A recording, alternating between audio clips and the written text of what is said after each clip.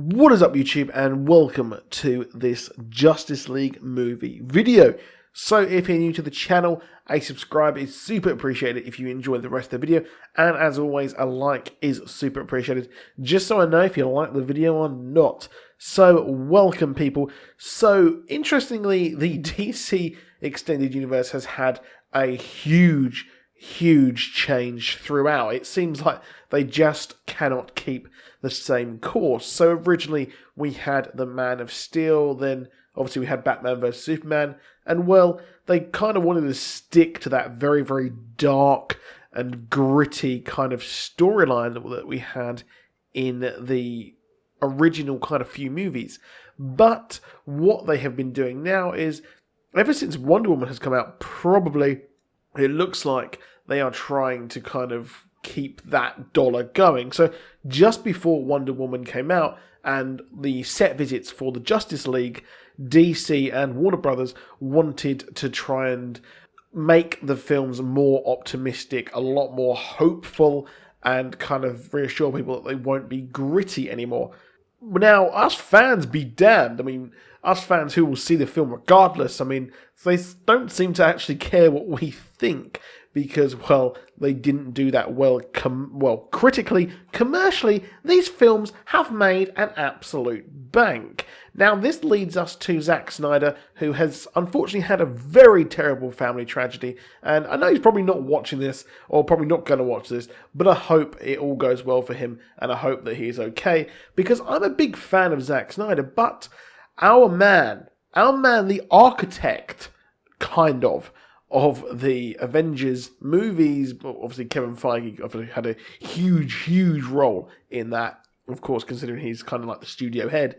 But Joss Whedon, who gave us the Avengers, which made a stupid amount of money, has actually stepped in and has now working with DC, and originally was tapped to work on Batgirl, which, if you have seen his other shows, well, he will be great at writing Batgirl and directing Batgirl, in my opinion, and it's a criminal shame that he never actually got to make a Black Widow movie. However, he's actually been tapped to finish Justice League. So Joss Whedon now is going to be finishing Justice League because Zack Snyder has had to take a leave of absence, which is a real shame, but Joss Whedon, I do think that this is in very capable hands, and it is a big coup for our DC here.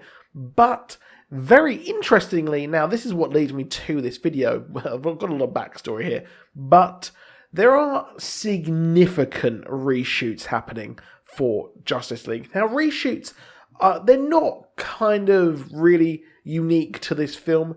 Reshoots happen quite a lot for movies where they've been edited and they want to work and kind of add new scenes or have scenes from another angle or that kind of thing. Now, Rogue One itself, the Star Wars movie, now that had significant reshoots to change tone of the film, and DCEU films have also had significant reshoots as well, just to change the tone of the film. Now, this is what I predict is possibly happening here. I think they are doing that, and now they have reshoots that are happening right now in England, and interestingly, we actually get to see some of these shoots. We've seen some very cool things from Batman Notes. I'm going to link in the description below. These are their images, and please go and check them out. Give them credit for this scoop. And what is happening here is we actually see more kind of World War One, and we see the World War One plane, and it looks like we also see some kind of 1940s, 1950s style car. There's a car like that as well. So what is weird here is that, well, it looks like we're going to have more of a Wonder Woman story in Justice League, which is really strange that they're going to focus on her. But when you think about it, it isn't really strange because Wonder Woman has done absolutely amazingly. It is one of the highest rated comic book movies of all time.